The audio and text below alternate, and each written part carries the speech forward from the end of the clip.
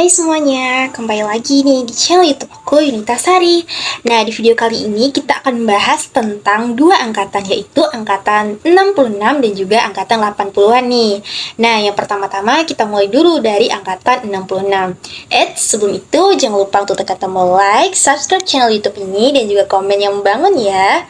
Nah, angkatan 66 muncul pada sastra angkatan 66 yang kita ketahui, yang mana munculnya ini ditandai dengan adanya gemerlut di segala bidang kehidupan yang ada di Indonesia, yang disebabkan oleh aksi teror politik G30 SPKI atau yang dikenal dengan PKI, Partai Komunis Indonesia, dan juga organisasi masyarakat lainnya.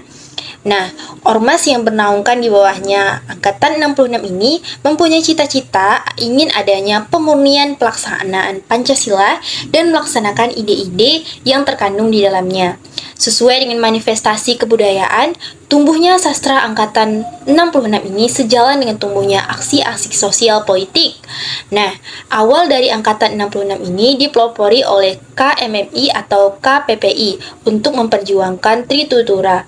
Munculnya nama angkatan 66 dipelopori oleh HB Jasin dalam majalah Horizon pada nomor 2 tahun 1966. Nah, karya pada angkatan 66 ini banyak membahas tentang kritik dari situasi politik dan juga kehidupan sosial masyarakat di Indonesia. Dari segi isi, konsepsinya adalah Pancasila dan juga undang-undang. Nah, banyak protes sosial ekonomi dan politik yang dikemukakan secara berapi-api dan retorikanya sangat kuat beralih dari kecurahan hati dan juga perasaan dari pengarang yang sekian tahun tertindas. Pada akhirnya banyak tema-tema diangkat, yaitu bertema sosial, agama menjadi ciri khas dari angkatan 66 ini. Nah, adapun ciri-ciri dari angkatan 66 pada karya sastra yang bisa kita ketemui, yaitu mulai dikenalnya gaya epik. Nah, gaya epik bercerita pada puisi ini muncul pada puisi-puisi balada yang menggambarkan masalah kemasyarakatan, misalnya tentang perekonomian yang buruk dan juga pengangguran serta kemiskinan. Nah, selain itu, cerita dengan latar belakang peperangan. Nah, pada prosa dan juga fiksi ini mulai berkurang dan pertengahan puisi banyak memuat politik pemerintah, lebih banyak dimunculkan. Nah, selanjutnya banyak munculnya prosa pada awal tahun 70-an. Nah, dari angkatan 66 ini, kemudian di 70-annya banyak memunculkan prosa-prosa dengan tema yang sama, yaitu tema tentang sosial dan juga politik di Indonesia, yang berisikan kritik sosial dan juga kewenang-kewenangan kepada kaum yang lemah dan juga kaum yang tidak mempunyai kekuasaan tentunya. Adapun pengarang pada tahun angkatan 66 ini ada seperti Taufik Ismail, Gunawan Muhammad, Suwardi Idris, dan juga pengarang lain sebagainya.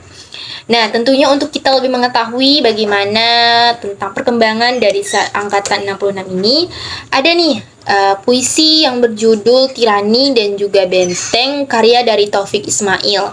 Nah, puisi ini merupakan salah satu puisi yang terkenal pada angkatan 66 atau di tahun 1960-an, yang mana kita bisa menganalisisnya dengan pendekatan semiotik. Nah, semiotik sendiri adalah penelitian ataupun bentuk dari kita menganalisis bagaimana sebuah simbol ataupun komponen tanda-tanda dari sebuah karya sastra. Nah, dalam puisinya yang berjudul Aku. Nah, puisi dari Taufik Ismail ini yang berjudul Tirani dan Benteng, yaitu berisi banyak komponen tanda, baik itu lambang, simbol, dan juga maknanya. Nah, adapun kita analisis adalah lambang atau simbol, yang mana terdapat pada kata bernyanyi, bercinta, mengenang, menangis, mengiris, mengutuk, berdoa, jarum. Nah, dipahami bahwa kata bernyanyi adalah lambang ataupun simbol. Dengan puisi Aku Bernyanyi, berarti bersama atau dengan cara mengungkapkan ungkapan personal melalui medium bahasa, yaitu puisi yang diciptakan. Aku, saya menyenandungkan bait-bait nada dan juga musik. Kata aku pada bait puisi tersebut secara mimesis membayangkan adanya seseorang, entah itu laki-laki ataupun perempuan, entah itu muda ataupun tua, entah di mana, entah kapan terjadi. Kata aku menjelaskan ataupun menunjukkan adanya seorang manusia.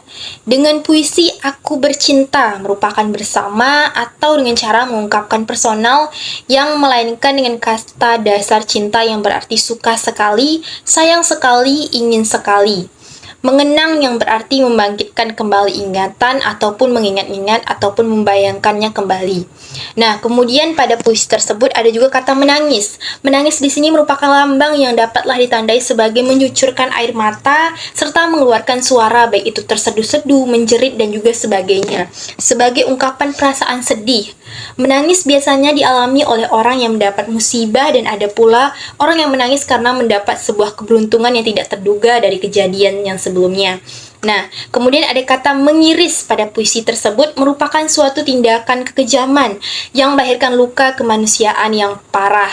Dengan puisi aku mengutuk. Nah, berarti di sini mengatakan, menyatakan, menyumpahi, melaknatkan sesuatu yang buruk. Pengarang menutupnya sebagai lanjutan dari dengan puisi aku berdoa.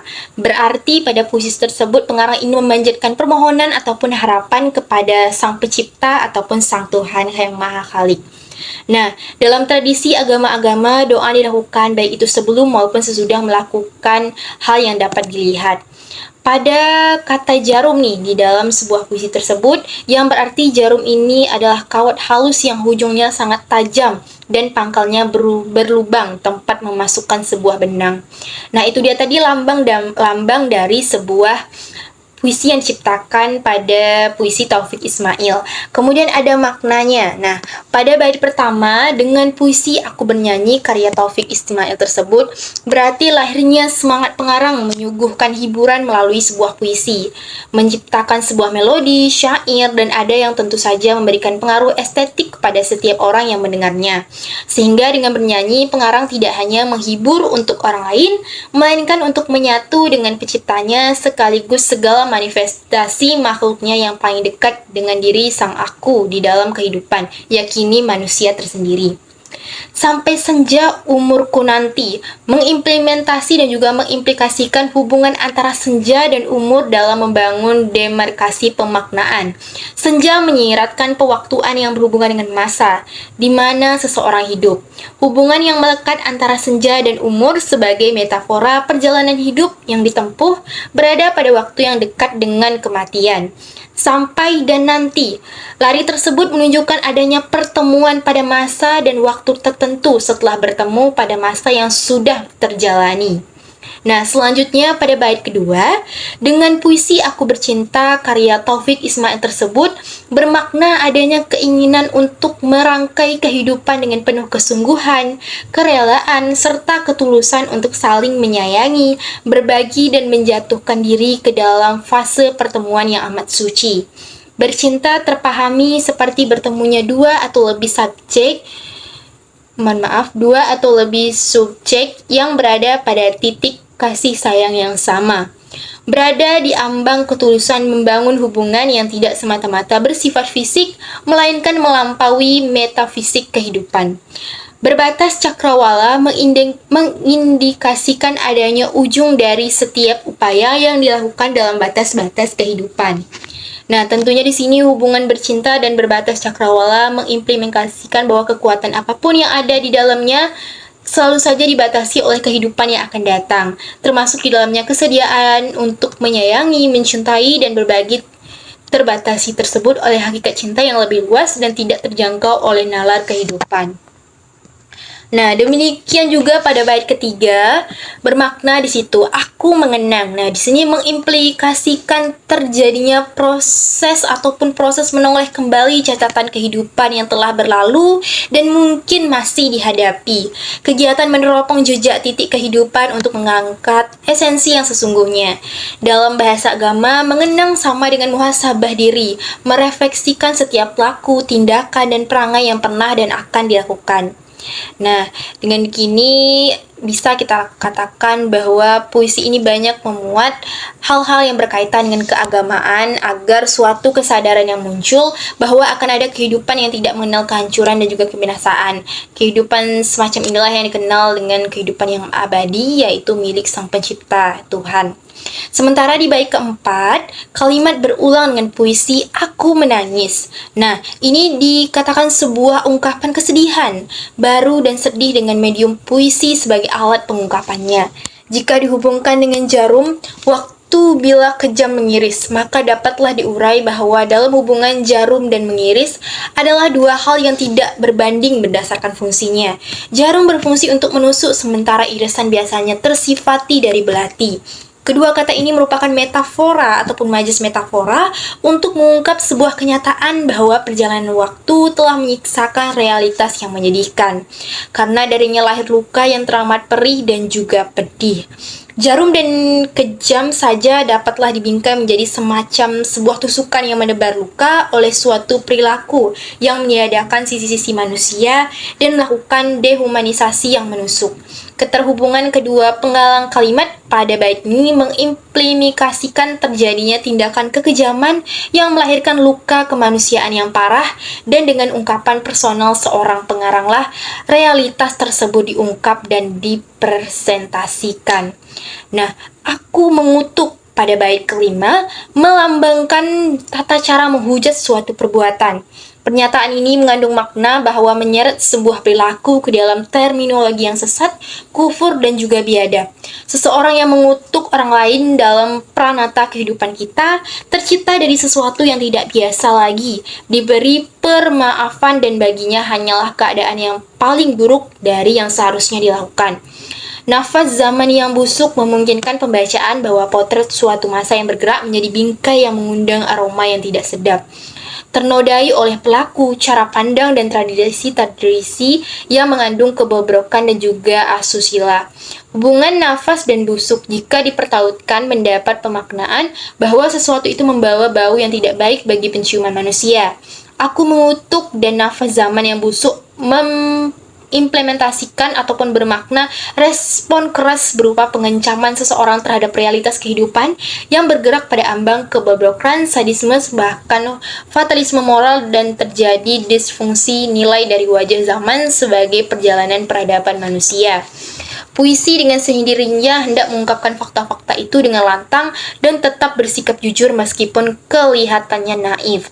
Nah, pada bait ke-6, dengan puisi Aku Berdoa karya dari Taufik Ismail ini bermakna sebuah permohonan dan juga harapan dari seseorang. Perjalanan kembali dari ketidaksanggupan dan tidak keberdayaan seorang hamba kepada penciptanya. Jika dipertautkan dengan diperkenankan, kiranya menunjukkan adanya keselarasan dari sebuah doa dan juga kekuatan doa. Pengarang ingin menegaskan bahwa ketidakmampuan, ketidaksanggupan, dan keterberdayaan melalui bahasa dalam sebuah puisi. Kemudian ada yang kita analisis kembali tingkatan antar tanda atau konotasi dan juga denotasinya ya, yang bermakna sebenarnya dan tidak bermakna sebenarnya. Nah, tingkatan tanda adalah cara pengkombinasian tanda serta aturan yang melandasi kemungkinan untuk dihasilkannya makna sebuah teks. Oleh karena itu, hubungan antara sebuah penanda dan petanda bukanlah terbentuk secara alamiah, melainkan hubungan yang terbentuk berdasarkan konvensi. Maka sebuah penanda dan pada dasarnya membuka berbagai peluang ataupun makna.